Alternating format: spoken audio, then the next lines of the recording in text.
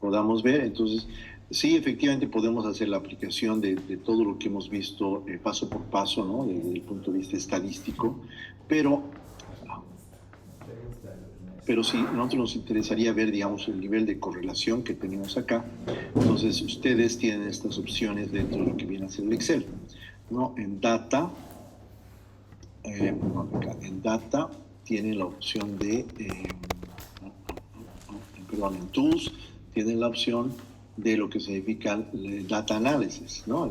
El análisis de datos. Dentro del análisis de datos ustedes tienen varias opciones, ¿no? Que vamos a utilizar entre la clase de hoy y la próxima clase, que podemos ir desde lo que significa la generación de una regresión, ¿no? Hasta lo que significa el análisis de correlación. Entonces, digamos, en este caso me interesa ver el análisis de correlación dentro de estas variables. Entonces, lo que voy a hacer, básicamente, voy a escoger cuáles son las variables que yo quiero, digamos, ver en términos del impacto de la correlación, ¿cierto? Le estoy diciendo que los títulos están en la primera línea, ¿no? O sea, el X. ¿Qué está haciendo?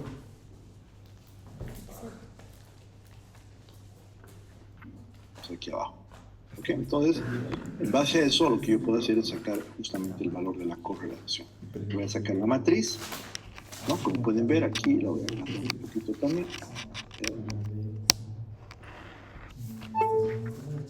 Entonces, el coeficiente de correlación, digamos, para esta estructura es de 0.647, que si nosotros nos vamos a los cálculos que habíamos hecho paso por paso, aquí está el coeficiente de correlación que hemos obtenido, era 64.7, ¿no? Entonces, sí, efectivamente, como ustedes van a tener en la presentación y hemos visto en la anterior clase, podemos ir paso por paso viendo lo que es la media, la covarianza, la varianza, etcétera, etcétera, pero en realidad, digamos, tenemos esta función, la función que es la función de la correlación, ¿cierto? Que nos permite directamente sacar, digamos, el valor, ¿qué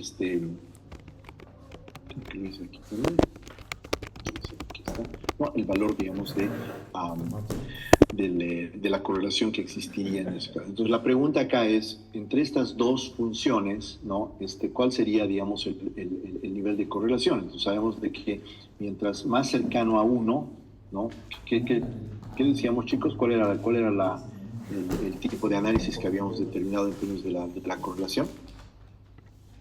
¿Quién se acuerda? La profe quiere enseñarse. ¿Quién se acuerda? O sea, el coeficiente de correlación puede ser positivo, puede ser negativo, ¿cierto? Y está, digamos, comparado entre el rango del 1 y el -1. Entonces, mientras... ¿Sí, Adrián? Básicamente que si se aproxima a 1, significa que tiene una correlación más fuerte, es decir, que los puntos o la media está bien relacionada con una variable con otra. Que sea -1 significa que es inversamente correlacionada, es decir, que o sea, si hiciésemos una gráfica de puntos, está apuntando hacia abajo, por así decirlo. Y bueno, si más se aproxima a 0, significa que tiene una correlación débil, es decir, que los puntos están bien disgregados, bien separados y no hay como que una correlación entre las dos variables.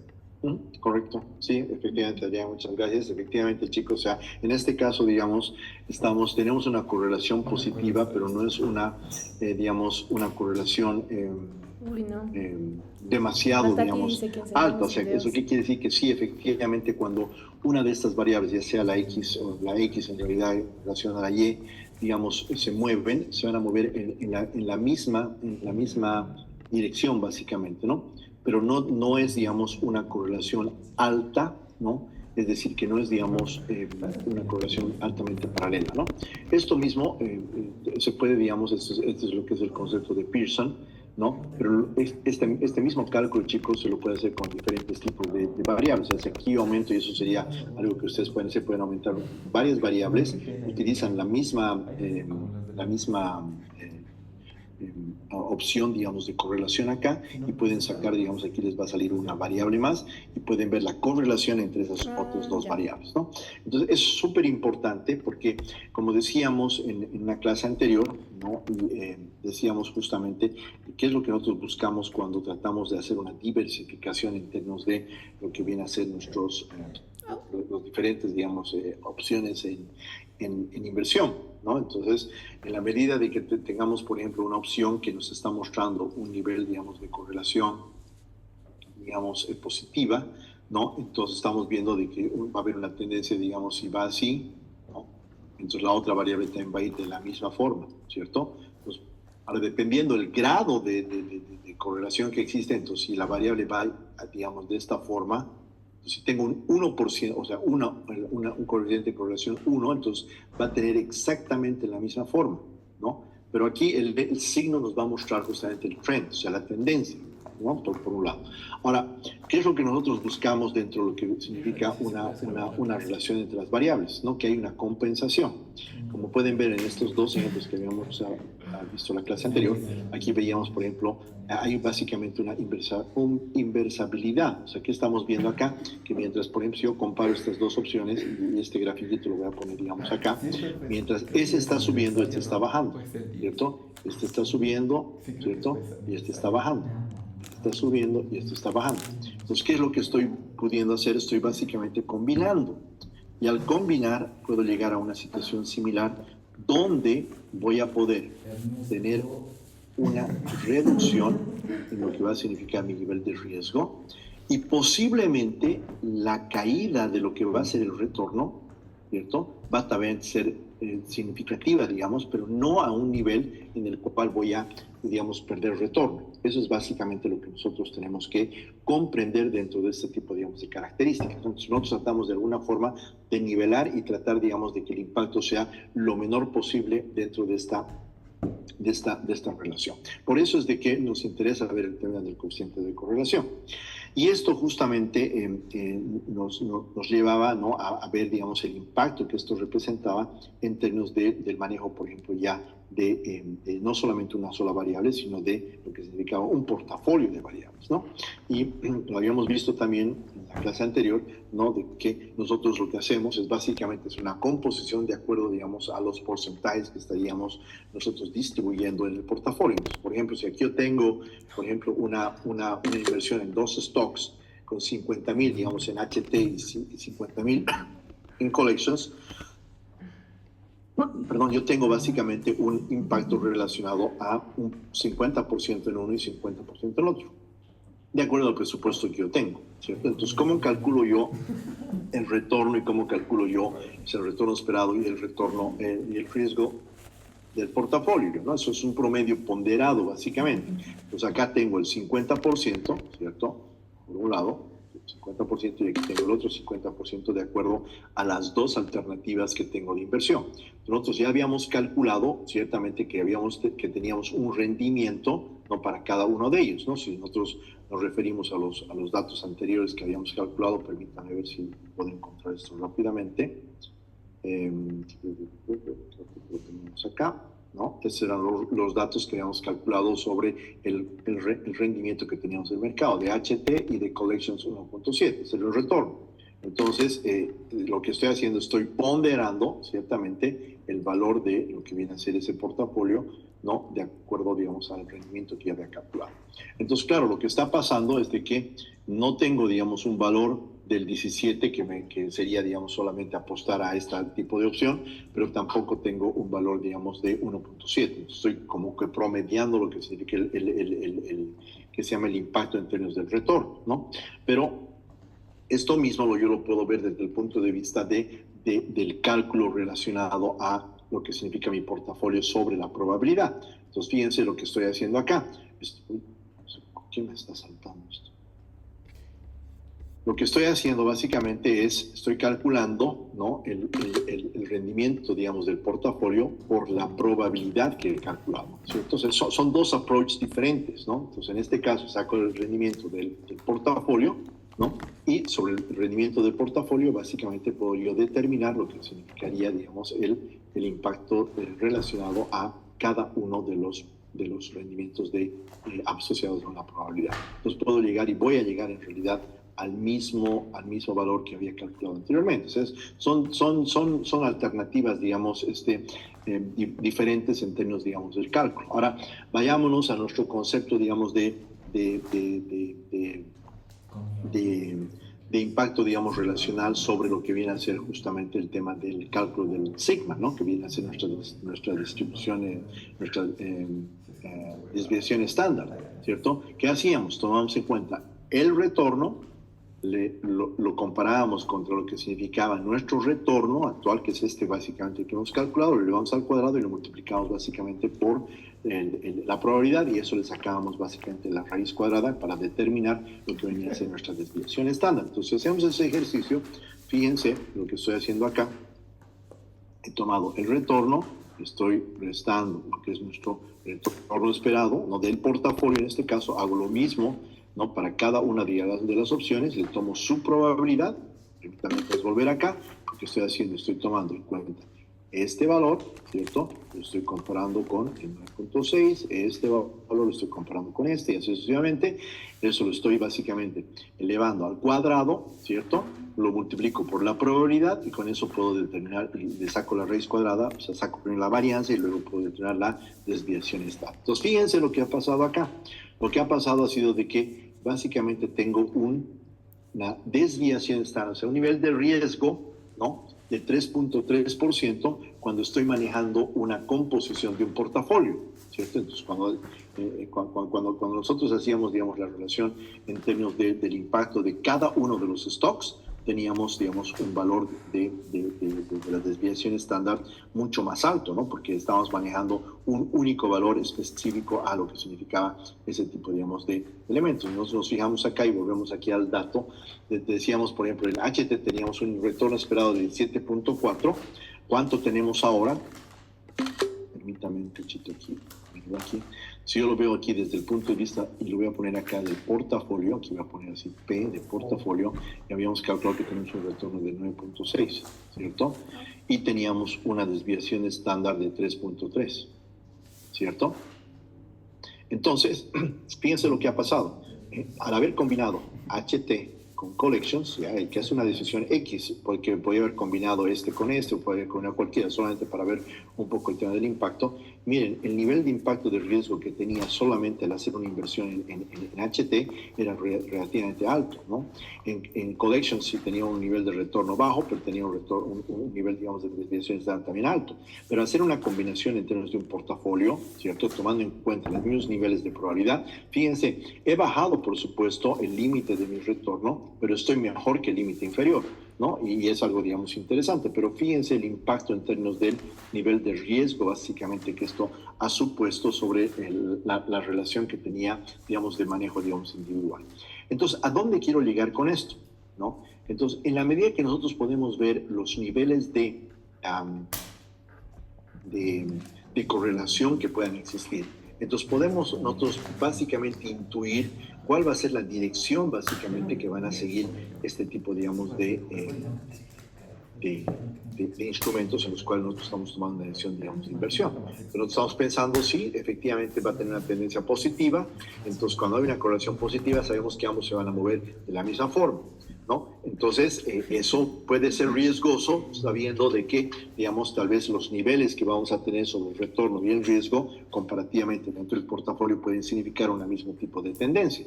Ahora, eso también mucho depende, chicos, de cuál es mi posición en relación al riesgo como inversionista, ¿cierto? Entonces, eso es algo que yo tengo que, digamos, considerar desde el punto de vista de la aplicación que yo tengo en este sentido. Entonces, un portafolio provee un retorno promedio, pero con mucho más bajo riesgo, ¿no? Entonces, aquí nuevamente, la clave, como les decía, es la correlación, que la correlación sea negativa, ¿cierto? Porque así estoy básicamente compensando, ¿no? las características en términos justamente de ese tipo de, digamos, de valores. Entonces, tomando en cuenta esto, ¿qué podríamos hacer nosotros? Podríamos tener todo lo que son los retornos en el tiempo, ¿no? Si tenemos en el tiempo, podemos calcular los niveles de correlación y podríamos ver qué variables se correlacionan más con otras. Entonces, podríamos, en base a eso, determinar cuál sería la mejor estructura de portafolio en base, obviamente, a datos históricos, ¿no? Entonces, ¿Qué es lo que nosotros deberíamos esperar? ¿Qué pasaría con el riesgo de un portafolio de un stock y que se le va adicionando al azar más stocks, ¿no? Entonces, ¿qué debería pasar? Que por la cantidad que estamos incrementando nosotros en términos de opciones de inversión, debería de crecer, ¿no? O sea, el sigma, ¿no? O sea, la desviación estándar, ¿no? Porque no tendría una correlación perfecta, ¿no? En ese caso, si hacemos eso, digamos, en forma infinita, deberíamos mantener básicamente constante lo que significa nuestro retorno. Y eso es básicamente lo que estamos viendo acá. Pues acá, no sé si se aprecia bien, pero aquí es 1, aquí digamos es 2 y aquí digamos es algo mucho mayor, ¿no? O sea, en términos de lo que significan nuestros niveles, digamos, de retorno comparado con la probabilidad y el riesgo que nosotros estamos dispuestos, digamos, a asumir. Entonces, y esto nos lleva justamente al ejemplo que decíamos, ¿no? O sea, cómo estoy disminuyendo justamente el tema del impacto del riesgo, ¿no? En base a este diagrama que estamos viendo, y sabemos que cuanto más distantes estamos del valor esperado, entonces estamos asumiendo mayor nivel de riesgo. En el caso del stock, que es el color rojo, está mucho más distante que cuando tengo, digamos, 2, cuando tengo más. Entonces, en la medida que yo voy incrementando, estoy diluyendo lo que significa el nivel de riesgo, ¿cierto? Porque estoy diversificando. Es la palabra común que utilizamos. No pongas todos los huevos en la misma canasta, ¿no? Diversifica, porque así vas a poder, digamos, absorber mejor lo que significan los niveles de riesgo. Esto desde una perspectiva, digamos, de portafolio. Entonces, esto es importante a tomar en cuenta. Pero esto es una partecita solamente de la historia, porque la otra partecita de la historia nos dice, perfecto, estoy de acuerdo en lo que tú me estás diciendo, pero tienes que considerar que existen dos tipos de riesgos. Un riesgo que es el riesgo específico, que es el riesgo que es diversificable de la empresa, y hay un riesgo que no es posible de diversificar, que es lo que vamos a llamar el riesgo de mercado.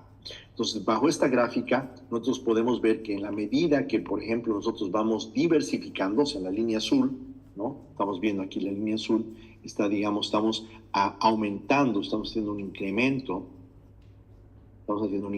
en la cantidad de stocks dentro del portafolio, fíjense. Entonces, ¿qué esperamos nosotros? Que nuestro nivel de riesgo vaya disminuyendo. Pero vamos a poder disminuir hasta un cierto nivel, porque hay otro riesgo que es un riesgo de mercado, que es el que nosotros no podemos tener ningún tipo de incidencia.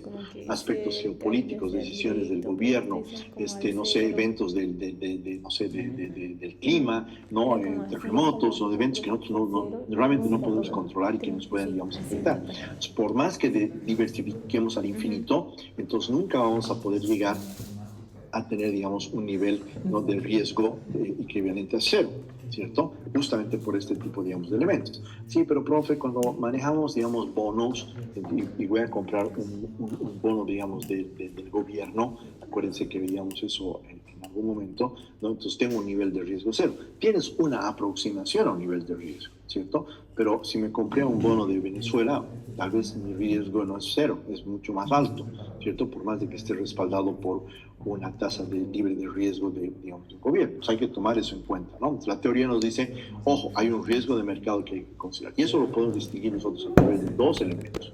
Uno que se va a llamar el riesgo sistemático y el riesgo no sistemático. ¿Qué es el riesgo sistemático? Es la variabilidad de los retornos sobre las acciones o portafolios que están asociadas con el cambio del rendimiento básicamente del mercado, ¿cierto? Entonces, básicamente estamos hablando que el riesgo sistemático está asociado al riesgo del mercado. Y el riesgo no sistemático es la variabilidad del retorno sobre las acciones o portafolios que no se explica por movimientos del mercado en general y que puede evitarse a través justamente de factores que van desde el punto de vista de la diversificación. Entonces, por ejemplo, cuando estoy hablando del riesgo, digamos, aquí hablaremos del riesgo sistemático, no estoy hablando del riesgo de mercado, de mercado, entonces son cambios, como decía, en la economía, reformas impositivas, cambios, no sé, en la situación mundial, eventos que pueden ocurrir y que son parte de algo que nosotros no podemos controlar y que a pesar de que nosotros diversifiquemos, no vamos a tener un impacto, digamos, relevante en la dispersión del riesgo. Pero del riesgo no sistemático sí podemos nosotros de alguna forma, digamos, manejarlos y podemos, digamos, estructurarlos de una forma un poquito más específica, ¿no? Una forma un poquito más relevante en términos de lo que viene a ser, digamos, el impacto sobre una empresa o una industria en general. Entonces, algunas conclusiones importantes. Mientras más stocks adicionemos, ¿no? Cada nuevo stock tendrá un impacto, aunque pequeño, en la reducción del portafolio, ¿cierto? Pero hay un momento en el cual no vamos a poder reducir los niveles de riesgo, ¿no? Entonces, al formar, digamos, portafolios diversificados, los inversionistas pueden eliminar, como dice la teoría, casi la mitad del riesgo comparado con un solo stock. Por supuesto, porque si metiste toda tu platita a Apple y Apple le va mal, chao, perdiste todo. Pero si le meto a Apple, le meto a Starbucks, le meto a Disney, le meto a Coca-Cola y comienzo a diversificar, entonces los rendimientos de ellos, dependiendo también de los niveles de correlación que puedan existir entre cada una de estas alternativas, van a tener un impacto sobre lo que son los niveles de riesgo, ¿no? Entonces, ahora, ¿puede un inversionista tener un solo stock y ganar retorno relacionado con su riesgo? No. Inversionistas racionales minimizan el riesgo al crear portafolios, ¿cierto? Y ellos obviamente van a enfrentar únicamente el riesgo de mercado. Pues claro, lo que estamos diciendo es de que si tú eres una persona que sabe entender cabalmente lo que significa el retorno en relación al riesgo y sabes cómo vas a diversificar, y no solamente, chicos, en stocks o en instrumentos de renta fija o renta variable, tú puedes también diversificar en proyectos, ¿no? Que es lo que vamos a ver un poco más adelante, ¿no? Entonces, claro, todo esto básicamente te está disminuyendo tu riesgo en términos de lo que tú estás apostando. Entonces, ahora el inversionista de un solo stock enfrenta un riesgo más alto porque, claro, está lo que se llama el risk, el stand-alone risk, se llama, ¿no? El riesgo stand-alone, donde el retorno no es menor que el requerido por el nivel justamente de riesgo esperado. Entonces, el riesgo de mercado, que es relevante para stocks de un portafolio bien diversificado, se define como la contribución de este título valor al riesgo general del portafolio. Y algo súper interesante es de que este riesgo se lo va a conocer y se lo conoce como el coeficiente beta. ¿Han hablado sobre el coeficiente beta, chicos, en algún momento en la clase anterior?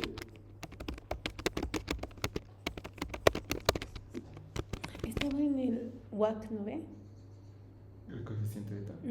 No. No Ok. era el que... Bueno, el coeficiente beta es cabalmente lo que va a medir la volatilidad relativa hacia el mercado. Es decir, en otras palabras, está midiendo el riesgo sistemático. ¿Ok?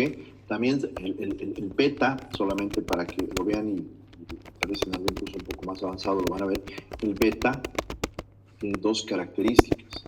Tú tienes el equity beta. Es esto. Y tienes lo que es el asset beta. El equity beta te está midiendo el riesgo del sistema. Y el asset beta te está midiendo el riesgo de la empresa. Con seguridad ustedes han tenido que hablar en su curso el año, bueno, en el anterior semestre, sobre lo que es justamente el modelo KPM y cómo prácticamente cuando tú estás determinando tu composición estructural de tu estructura, digamos, de capital, ¿cierto? Cómo, digamos, esto va a incidir en el impacto que tiene sobre tu riesgo, digamos, del negocio. Pero bueno, pero eso es un poco para que entiendan. Ahora, ¿por qué esto es importante? Porque este beta, normalmente en los mercados ya está calculado. O está estimado. Entonces tú puedes básicamente saber cuál es ese valor. Y permítame hacer rápidamente a ver si puedo hacerlo. ¿Estás seguro que se lo vamos a pasar a este igual?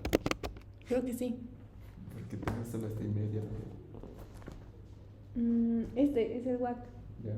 Y de ahí viene, creo que el cost of equity, y de ahí ya está el beta. Y es how much riskier a particular firms. No sé lo que es. Estochis. Estochis, parece que dice estochis. Ajá. No, creo que no. No dice. ¿Por qué dice eso? Sí, ¿por qué dice estochis? Aquí debe decir.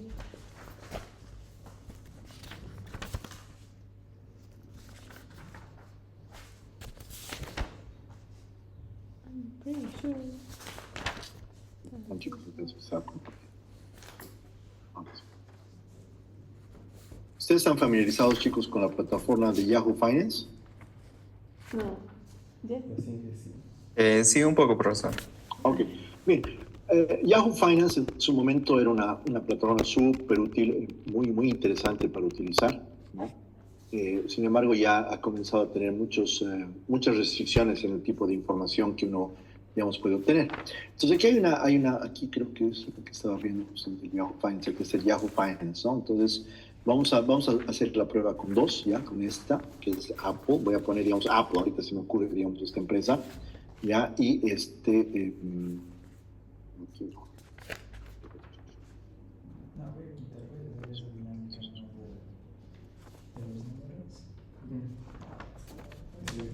Música siempre muy complicado. Ese es uno de los problemas que a veces encuentro con Apple, que es, perdón, con Yahoo, que es muy pesada a ratos ya la plataforma.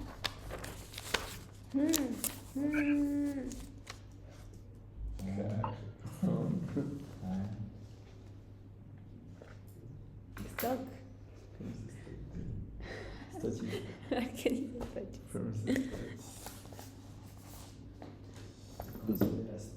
Me está cargando, pero tarda un poco. Pero hay otra plataforma que a mí me gusta un poco más ahora, que es, no sé si la conocen también ustedes, que es este Stock Analysis. Ya puse aquí Apple para que ustedes vean. Y ustedes pueden ver, digamos, muchas variables, ¿no? Pueden ver earnings per share, los valores por acción, puedes ver el market cap que tiene la empresa. Pero fíjense lo que tiene acá, en beta. ¿No? Voy a ver si ya me cargo acá. Sí, Que un día empieza a correr así en 4. bueno, pero aquí está.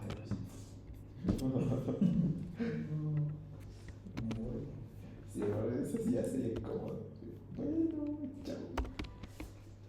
A ver.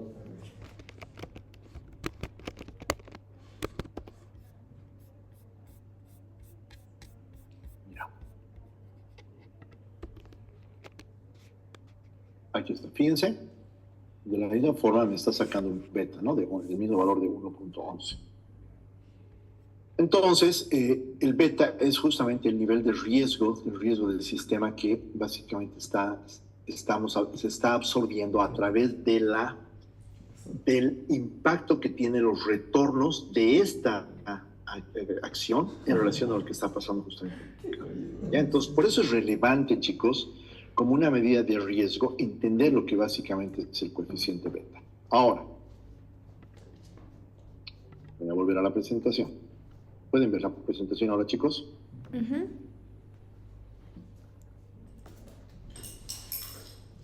Sí, profesor. Ok, perfecto. Okay. Entonces, ¿cómo se calcula entonces el beta? El beta, chicos, no es nada más y nada menos que la pendiente de lo que es una regresión lineal. Entonces, cuando yo voy a calcular el beta,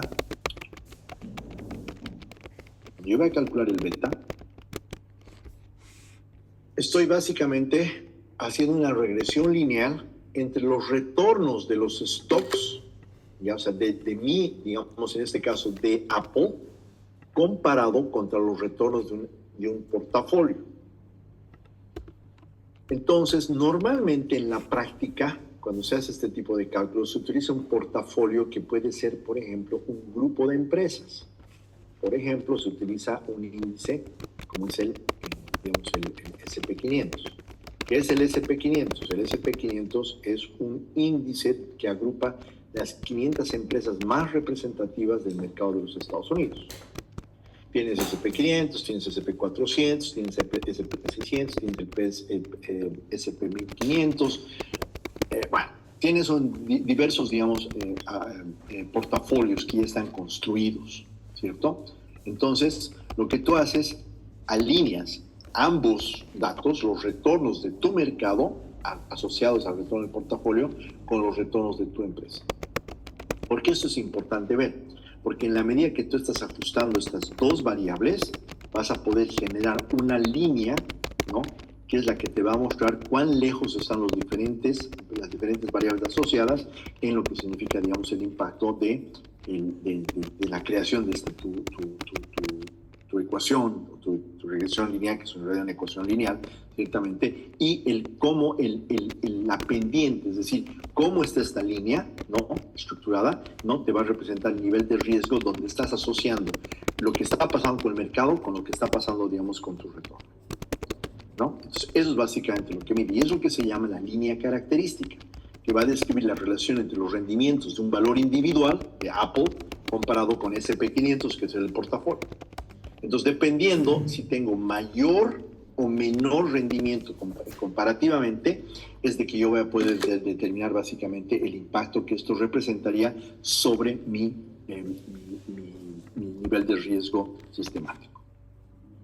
Entonces, esta es la línea característica y como ustedes pueden ver, chicos, estos puntos son los que básicamente me están representando si existe un exceso mayor o menor sobre lo que viene a ser el portafolio. Entonces, mientras mis datos estén más próximos a la línea característica, que es justamente lo que yo voy a obtener a través de una regresión lineal, ¿no?, es de que obviamente va a ser mucho menor el nivel de riesgo.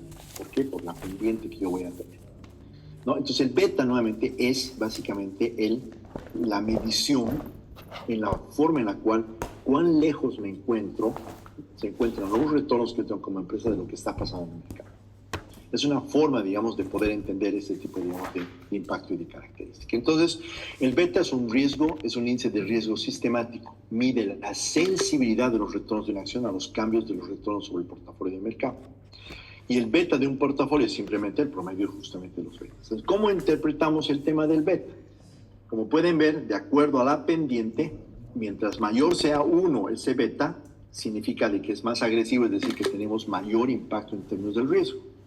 Cuando el beta es igual a 1, es básicamente una indiferencia en términos del nivel de riesgo. Y cuando el beta es menor que 1, es de que los niveles de riesgo son más altos. Fíjense en el Apple, por ejemplo, que veíamos, su beta era de 1.11. Entonces, es un beta que no es tan riesgoso, ¿cierto? Y peor aún, más aún ahora, porque básicamente tenemos una inserción muy fuerte en la era de tecnología. Si se van a NVIDIA, por ejemplo, su nivel de riesgo igual va a ser alto. ¿Por qué? Por el tema del impacto en términos de la inteligencia artificial que se está manejando hoy. Entonces, por eso es importante. Entonces, cuando analizamos este tipo, digamos, de variables y podemos determinar un beta y podemos ver este beta, entonces tenemos que asociar justamente el nivel de riesgo asociado justamente a este tipo, digamos, de variable. Aquí tengo este ejemplo. Les voy a mostrar este ejemplo, chicos. Ahora, como les digo, tengo una reunión en un momento más y voy a tener que cortar la clase, pero les quiero mostrar este ejemplo y la próxima clase vamos a correr la regresión, ¿ya? Para que ustedes vean sobre este ejemplo. ¿Qué tengo aquí? Aquí tengo, digamos, KW, o podría ser, digamos, Apple, de acuerdo, digamos, a años, pueden ser meses, depende de la variable que tú vas a utilizar. Y aquí tengo el mercado, yo puedo haber pensado en el S&P 500. Yo voy a preparar, para la próxima clase, voy a preparar datos, vamos a sacar datos, digamos, del mercado, ¿no? Y vamos a ver básicamente sobre datos reales cuál sería, digamos, el impacto que nosotros estaríamos esperando. Pero ¿qué hacemos? Agarramos esto, lo metemos, digamos, dentro de lo que significa nuestra regresión y aquí es donde vamos a sacar este tipo, digamos, de resultados. Nosotros vamos a hacer un poquito más específico utilizando el Excel, ¿no? O ustedes pueden utilizar el AR si quieren, ya depende de ustedes, o el Stata si quieren, cualquier instrumento, el Reviews, o bueno, lo que ustedes se sientan más cómodos, ¿ya? Y vamos a poder determinar justamente esta ecuación. La ecuación que vamos a obtener en base a esos datos, fíjense, nos está mostrando, ¿no?, que tenemos básicamente un beta, ¿no?, de ¿cuánto? De 0.83, que es nuestra pendiente. Entonces, claro, lo que nos está diciendo que nuestro nivel de retorno no es tan riesgoso a lo que está pasando en el mercado. Por ende, tiene un nivel, digamos, por debajo del promedio, que es lo que está pasando justamente en todo ese portafolio que podría haber sido el S&P 500. Entonces, claro, lo que hacemos aquí es este tipo, digamos, de impacto para ver realmente cuán riesgoso es nuestra acción en comparación a lo que estaría pasando en el mercado. ¿Ok? Entonces, por eso es importante que veamos justamente este tipo, digamos, de impacto y veamos justamente este tipo, digamos, de resultados. Y con esto voy a cerrar la clase, chicos. Si el beta es 1, el stock tiene un riesgo promedio. Si el beta es mayor que 1, el stock es más riesgoso que el promedio del mercado. Si el beta es menor que 1, es menos riesgoso que el promedio del mercado. ¿no? Entonces, normalmente los stocks que vamos a ver en el mercado van a estar en un rango entre 0,5 y 1,5, ¿no? Entonces, claro, y aquí les dejo la siguiente pregunta para que la analicen para la próxima clase que vamos a discutir. ¿Puede un stock tener un stock negativo? No, perdón, un beta negativo. Es un beta negativo. ¿Puede un stock tener un beta negativo? Se los dejo para la próxima clase, chicos. Bien, nuevamente, mil disculpas, pero es algo que no he podido mover. Nos estaríamos viendo el próximo lunes, chicos, a la misma hora. Por favor, si pueden ustedes, váyanse a las páginas que les he mostrado. Si tienen interés en sacar algunos datos, digamos, por lo menos de 5 años, ¿ya? O de 5 periodos, si quieren, ¿no? En términos de retorno de cualquier tipo, digamos, de inversión que ustedes puedan ver. Y les sugiero que busquen también el SP500 en los mismos periodos de tiempo y a ver si podemos correr una regresión conjuntamente para ver, digamos, el impacto de ese tipo, digamos, de instrumentos. Fíjense, digamos, a alguien le interesa Starbucks. Perfecto, a ver, saque el valor de Starbucks. A mí me interesó en este momento Apple. A algún otro le puede interesar, no sé, Nvidia, por ejemplo. Sería súper interesante analizar eso, ¿no? Entonces, para ver, digamos, el impacto que esto podría tener en términos del riesgo asociado al beta. Entonces, vamos a ver cómo nos podemos nosotros distanciar del valor que en realidad estaría especificado por los datos que están publicados. ¿Ok? ¿Alguna pregunta, chicos, antes de que cierre la clase? Sí, Carlos. Sí, profe. No creo que no me llamó lista a mí. Llegué un poco tarde. Ok, no hay problema. Ahorita lo voy a acomodar. ¿Sí? Gracias. ¿Alguna otra pregunta más, chicos?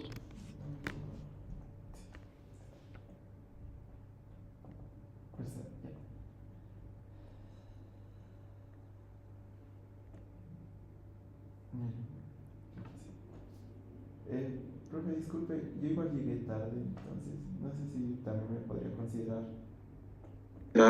Sí, Luis Adrián y